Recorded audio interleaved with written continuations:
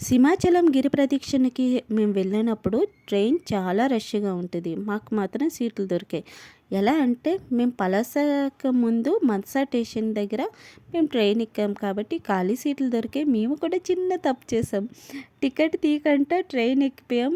ఇద్దరు వెళ్ళాము, అన్నయ్య నేను. అన్నీ టికెట్ అయింది, నాకు టికెట్ తీయడం మర్చిపోయారు.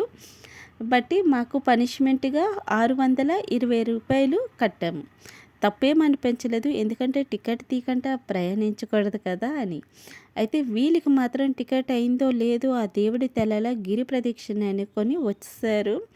పిల్లలైతే అస్సలు మాట్లేదు, ఎలా ఎక్కుతున్నారు చూస్తున్నారు కదా కోతిల్లాగా. ఏదైనా ఒకటి జరగనాంది జరిగితే తప్పేమో ఆ గిరి ప్రదక్షిణకే వెళ్ళారు, ఎలా అయిపోయారని దేవుడిని వెంటనే నిందిస్తాము. కానీ వాళ్ళు చేసే కోతి పనులు ఎవ్వరికీ కనిపించవు. పాపం ఆ తల్లిదండ్రులకి ఏం తెలుసు వీళ్ళు ఎలా చేస్తున్నారని. చాలా ఇబ్బంది పడ్డారు. ప్రతి ఒక్కళ్ళు దుక్కు చూస్తే ఎంత భయం వేసిందో ఆ క్షణం. వీళ్ళు మాత్రము అందులో ఉండలేక బయటకు వచ్చేసారు. అటుపక్క ట్రైన్, ఇటుపక్క ట్రైన్, బీచ్ని చిన్న పిల్లలు వాళ్ళు ఎంత రిస్క్ చేశారని మాకు అనిపించింది. ఎంత కేకులు వేస్తున్నా జనాలు మాత్రం ఎవ్వరు కూడా పట్టించుకోవడం లేదు. చూస్తున్నారు కదా ఎలా ఉన్నారు.